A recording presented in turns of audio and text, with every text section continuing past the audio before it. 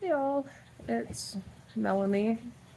Man, has it been one of those days, but I can't really tell if anybody's watching my videos or not, but I'm gonna keep doing this because I don't know, it just makes the whole rescue thing seem a little more less impersonal, I suppose. But I am sitting here right now with Mr. Crazy Handsome here. Oh my gosh, look how tall he is. He doesn't have his feet in the floor this time, but this is our Great Dane Cross. Ooh, so handsome. He really is handsome. And I thought that he would immediately get inquiries, but that hasn't happened. Oh my goodness. I think he's going to be in our video today. And that's actually good. He's so handsome and he's so photogenic. All right, anyways, what I want to talk about today. First off, apparently it's not just me who has suddenly had a drop in interest in adoptable dogs. I'm trying so hard not to panic because I have three. No, I'm sorry. I've got two new dogs coming in, Matthias and Zoe. So we did have one dog, adult dog, go out and four puppies. So we're staying even for the most part, but the puppies worry me because let's get real, they get older and people want younger puppies. They're easier to integrate. You get the experience of growing up with them, and you can like shape them to your situation, I guess. So I posted an ad with the hope of, getting some people to at least notice them because I live in the middle of nowhere and everything else I've done is not working. So enough about that. A story today. This is a cautionary tale, and I debated on whether or not to tell it, but today I just needed like a mental health day. I don't get those. But all I wanted to do was bring my saddle, couple of saddles out, and a couple of bridles, and ride two or three of my horses. Look who we have here! It's Mr. Ramses. Show those beautiful blue eyes. So that's all I wanted to get done. And as soon as I got out there with all of my tack, I had my little riding pants on, my riding shoes, I had my hard hat on. I find my goat just, I don't want to describe the injuries. Horrific, unlivable, unfixable. It's one of the worst injuries I've ever seen on an animal. And in the 10 years I've owned goats, I've never had anything beyond a rash or like a little scuff that I would have to put Vetericin on. I've had goats 10 years out in that pasture with horses, and nothing has ever happened. Well, we're pretty sure the goat caught up in something based on the nature of the wounds. But we called, it's a weekend night, and our regular vet is almost never around on the weekends, and you know, by default, he says to go to Purdue. Another Purdue thing. Um, First off, the last dog we brought there, we had that whole fiasco. And guess how that story ended? Amputation of that dog's toe by another vet. The toe should have never been reattached in the first place. So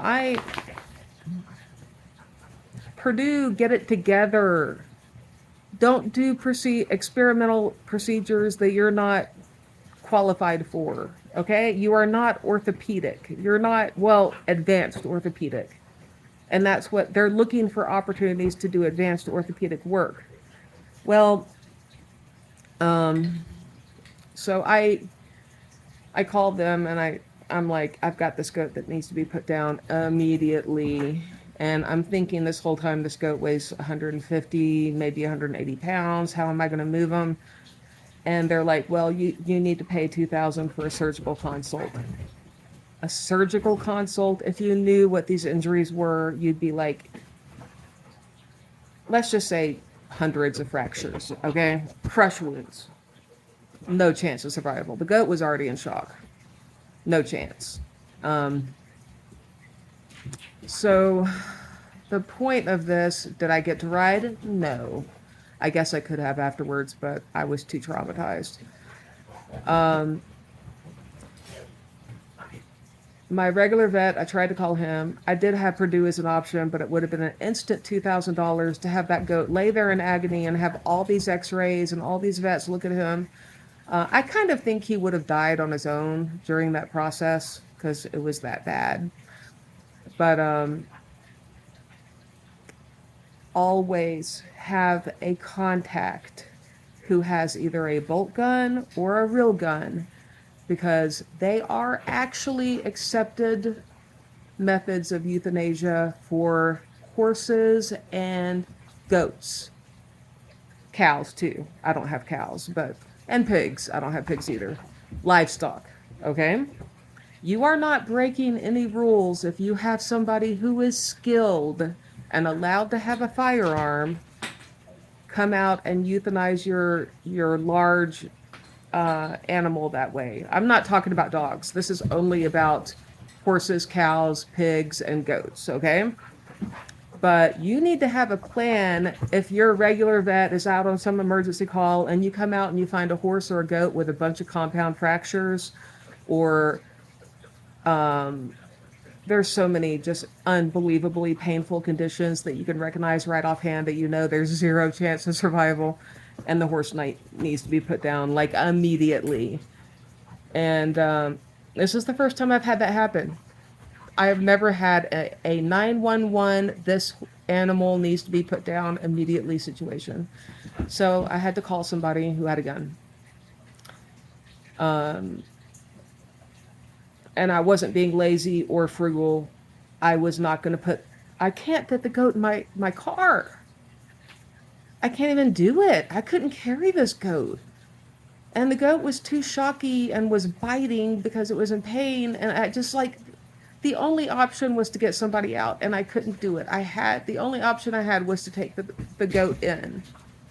And I think I did what is best for the goat. And it seems like the general consensus out there is that a lot of people have had to do this also. So in summation, I would never recommend anybody get a firearm. That is not what I'm saying.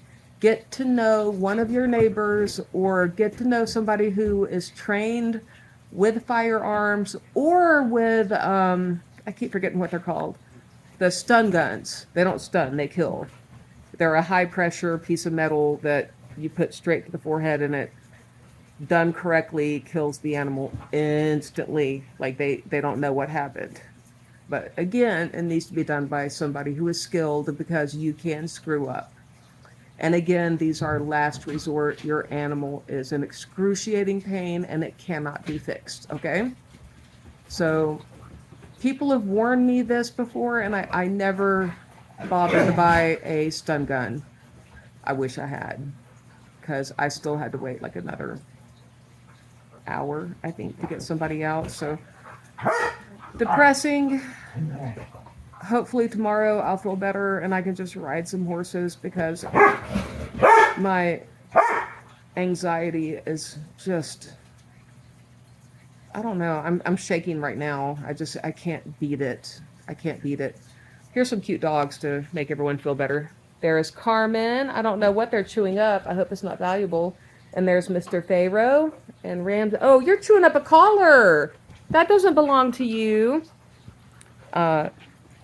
These dogs are all adoptable. All adoptable. Look at their cute faces. Look at how well they get along with. Of course, one of them does a play growl right then, but they're all dog friendly. They're not small, but you put that down. Like all dogs, they do chew things up a little bit. Luckily, they didn't damage this harness, but we're working on basic manners still. They're used to having chew toys, so they're trying to find one here. All right, that's it. Love y'all. Have a good night.